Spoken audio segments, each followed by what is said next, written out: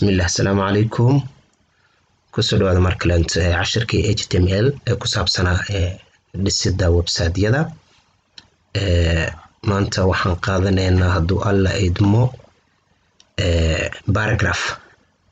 ayaan qaadanaynaa insha Allah. waxaan ku dadaalaa inuu waqti aan aad u koobnaado maanta.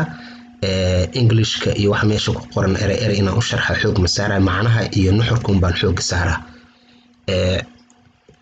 Paragraph HTML paragraph waan aqaano dhowr jeer waan soo qaadan casharada dhan ku dhex jiray, laakiin waa kan cashir u gaar ah waaye. A paragraph always starts on a new line and is usually a block of text. waa wax maaragtay qoraal wada socdo oo block wax xirmo oo kurjo ama xirmo qoraal ah oo wada socdo waaye. markastana waxay ka bilaabmaan new line, yani sadar cusub ay ka bilaabmaan, waana qoraal wada socdo ayaa paragraph la dhahaa. HTML paragraph bida sal isticmaala elementi defines a paragraph. marka bida waxay u taagan tahay qeexaysaa paragraph. qoraalka hadii aan wax yar aan weyneeyo aan soo dhaweeyo. okay, aan sii socdo. Paragraph always starts a new line, okay, and browsers automatically add some white space and margin before and after a paragraph. markasta wuxuu ka bilaabmaa a new line, browseradana si automatically ay waxay ku soo daraan white space, yani meel cad, meel maran oo cad ama margin before and after paragraph. so maxaa loola jeedaa marka intaan ka tusinaa sug. okay, waa kan space-kan, midkan dhexe ama mid kaloo kor ka jiro, midkan hoose iyo midkan hoose, space-yadan u dhexeeya paragraph-yada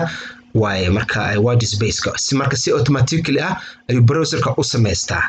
ma ahan wax oo adiga kaaga baahan inaad samaysto ama aad xadidid. okay, aan ka socono. wixii u baahan inaan waxaan isticmaaloonaa hadda editorka online-ka ah oo website-ka uu leeyahay, keeni gaarkaana waan isticmaali karna marka u baahano. HTML display, you cannot be sure how HTML will be displayed. habka loo soo muujinayo HTML-ka ma ahan wax adiga aad hubanti ku leh ama adiga aad ka shaqaynaysid, ma ahan aad qabanaysid. large or small screens, shaashadaha waaweyn ama kuwa yar, and resized windows will create different results. yani qofka mobile-ka haysto, kan tablet-ka haysto, kan oo computer-ka haysto, kan oo TV-ga ku xiriiriyo, so mid kastaba size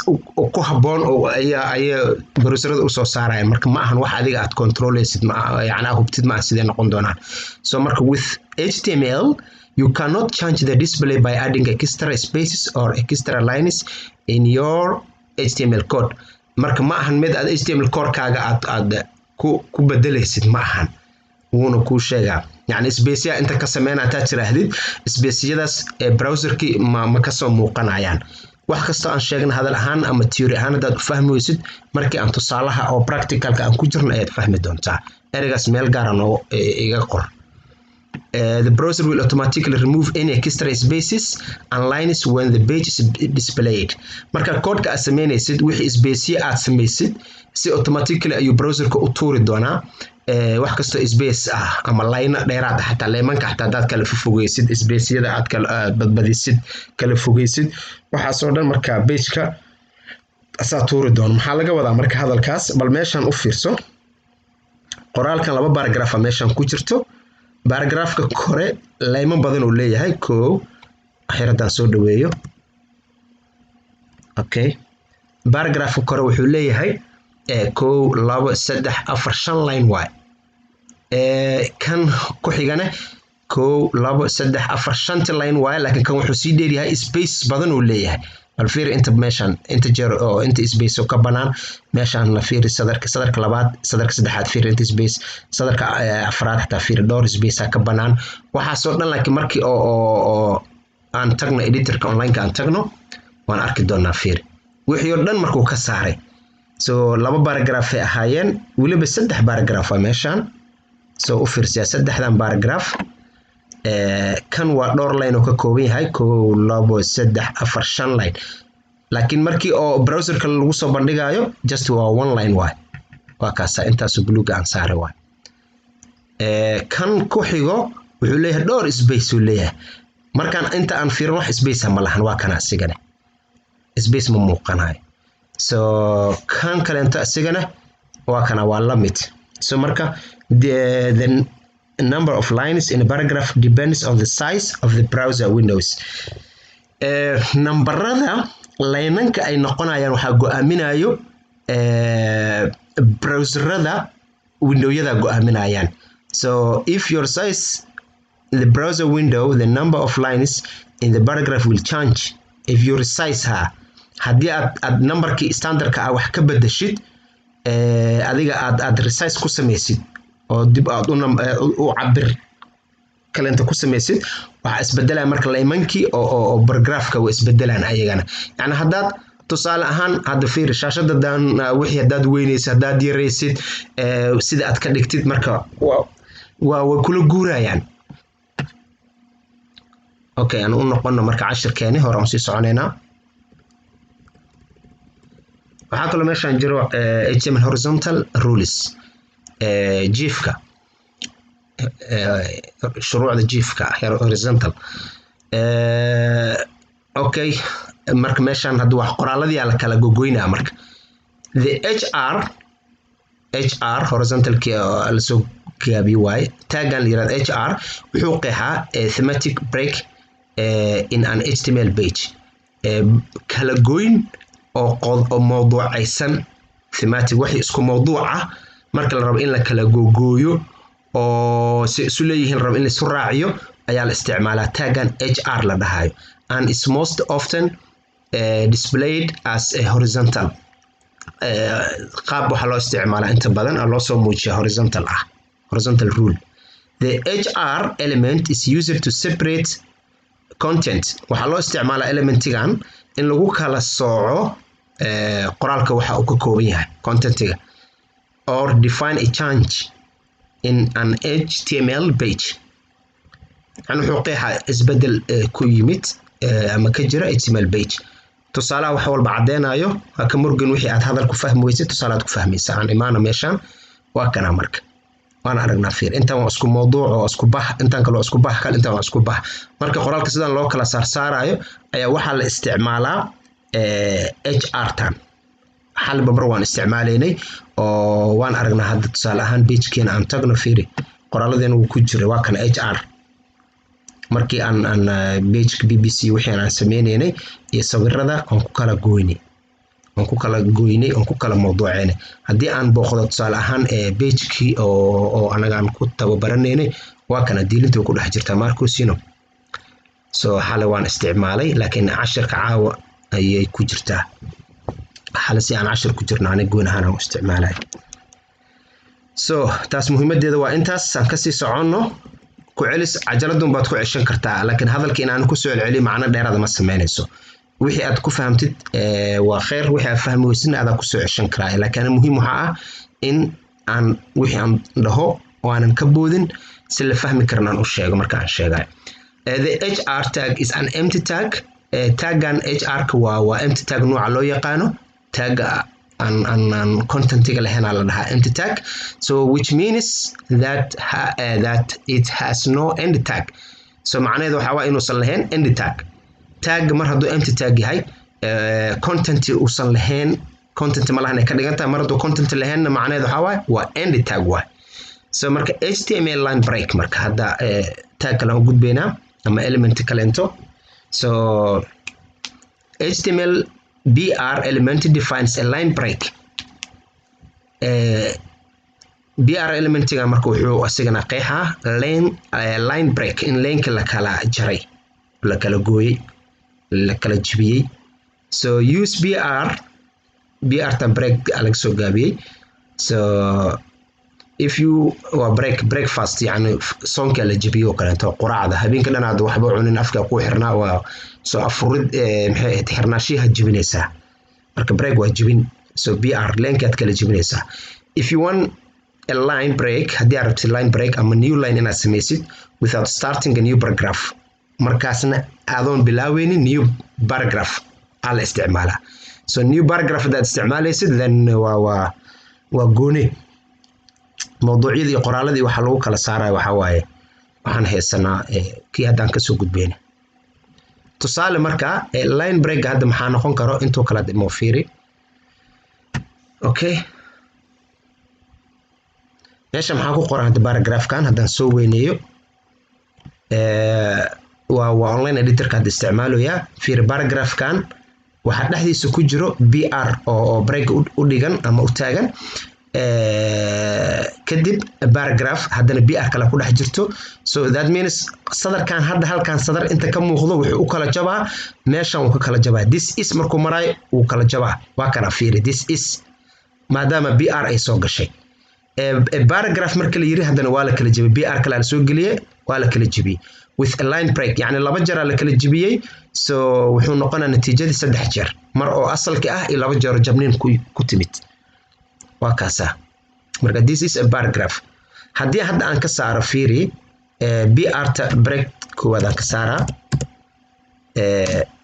laba bay noqonaysaa marka br paragraphkan wuxuu soo galaa sadarka kor oo soo maraa ranaan leeyahay waa kaasa you see so way hirgashay so waxbiyaan kusii dheeraanin gadaalaan u laabto waxaa kaloo jiro waxa la yiraahdo the poem problem waa caqabad la xiriirta gabayada habka loo qoro waa naqaanaa waa qaab tixan oo sidaan oo geeraarka iyo gabayada iyo wixii tix ah way taxan yihiin so this poem will display on a single line hadda waxaan aragnaa 1 2 3 4 qodob wax ka kooban ilaa daarta inta rabta ka dhig waxay noqon doonaan one single line noqonayaan inkastoo ay ku soo xiran tahay browserka shaashada wax laga fiirsanayo marka browser size-ka ay ku soo xiran laakiin hadda kan hadda sida hadda uu yahay marka hadda fiiri waxaan aadeynaa try it yourself editorka oo website-ka leeyahay aadeynaa halay noqon doonta fiiri it depends marka page-ka size-kiisa office marka in HTML spaces and new lines are ignored يعني spaceyada iyo new lineska waa la iska dhiga tiri meeshan hadda fiir waa kana my pony lies over the ocean ila inta waa fiir kaasa laakiin kii kale sadarka labaad fiir my pony lies over the sea waa kana asigana waa yani it ignores marka meeshan waa wax lagu dhaafir space iyo lines HTML waa ignore garanaysaa so gabaygii tixda ahaa ee taxnaa ee dheeraa wuxuu isu bedelay leeman dheer oo noqday dabcan waa caqabad waa problem waa looma baahno so there will be a solution marka every problem and face grano there is a solution intaan geeri iyo gabow ka ahayn so solution waa kana halka waa yimid the HTML br idana la isticmaala marka elementigan ayaa solutionka noqonayo the HTML element defines preformatted text waa qoraal la sii hore loo sii habeeyay waa marka preformatted yani waa la sii qaabeeyay waa la sii qorsheeyay waa la sii qurxiyay waa la sii hagaajiyay waa laga shaqeeyay so marka predana la isticmaalaa the text inside element is displayed in a fixed width font waxa lagu soo bandhigaa balac qoraal nooca qoraal oo fix garaysan yani usually badana waxa la isticmaalaa courier yani fontiga noocan qoraalka noocan la yiraahdo courier qoraalada kala noocyo ah so noocana marka aad u isticmaalaan inta badan lagu soo bandhigaa and it preserves both spaces and line breaks so wixii space and wixii break ahna waa way soo bandhigaysaa way muujinaysaa hadda waa kana marka predia la isticmaalay fiiriya so marka predia la isticmaalay oo elementiga ahaa ama tagi aan tagno fiiri waxba ma isbedelaan mid kastaba sidiisa ku imaana maadaama paragraphki markii la fiiriya the break tag preserves both spaces and line breaks so intiba wixii oo space ahaa wixii line ahaa sidoo ku dhaafaa oo ku soo bandhiga oo yaani ku soo saara waa aragnaa marka kana laga horumarina waana lagu soo xiraa you see bari okay gabayga la taxa iyo tixdi waa lagu soo xiraa haddana end tag waa kana so that is natiijadana waa kana maxsuulka so wax kasta hadaad ku dartid haddaan hadda sadar kale isaga daro gabay ma qoray wax kale isaga qoraa wixii fariiga qabtaan uun oo karanaan leeyahay new line oo noqonaa you see way hergash gabay geeraar tixt waxaa rabtid geli wixii aad meeshaas ku qortid yacni haddaaba taagaas elementiga isticmaashid way shaqayn doontaa waxaa loo isticmaalaa gabayada iyo wixii lamid ah okay ranaan leeyahay fiiri qoraalkana meesha ka bedelmaya qoraalka af soomaaliga kusoo bixi doono waa kana marka soomaali waxaa loo isticmaalaa gabayada iyo wixii lamid ah okay aan kasii socdo gabagabo inaan gaaraan rabaa okay waaba dhamaatabe job is done alxamdulilah kuwan waa exercise page waa booqan kartaa exerciseyadan su'aalahan inaad adiga selfigaaga aad ka jawaabtid nafsad ahaantaada isku day so html tag reference b waa defines paragraph u taagan tahay hr defines a thematic change in the content wuxuu kan qeexaa isbedel mawduuci ah mawduuc wixii isleh oo lagu sameeyo contentiga wuxuu qoraalka u yahay qoraalka meesha ku jiro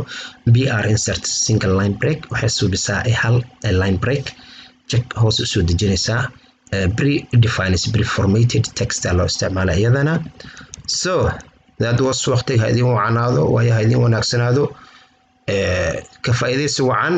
inta badan insha Allah marmar aan Facebook iyo maaragtay page-kayga gaarka iyo page-ka kale walaalaha Somali programs soo dhigaa marmar waxaa dhici karto inaan page YouTube kale aan soo dhigo oo aan Facebook emailhaas aan soo dhigin way dhici kartaa laakiin si aan wixii aan soo geliyo aysan ku dhaafin casharka ah waxaad samayn kartaa subscribe haddaad saaratid meesha gambaleelkana aad saaratid maxay ahayd notification aad saartid oo maaragtay bal aan fiiriya hadda meesha aad riixaysid tusaale ahaan okay si naftarkiisa ku dul furaa so maba u baahnidba inaan kuu sheego inaan ku soo wargeliyo in lagu xasuusiyo ma u baahnaan doontid okay channelkan aado any video aan taabto so any video so CRC attribute iska damiyo codkaas waxaad samaynaysaa oo keliya siino miyaa ma aqaan كل ماشي جنبالك الريحة midka ugu horeeyana taabsanaysaa so wixii markaas seeto oo notifications ah way ku soo dhacayaan aadan idin salaama waqti waayaha idin wanaagsanaada mar kale assalaamu calaykum waraxmatullaahi wabarakaatuhu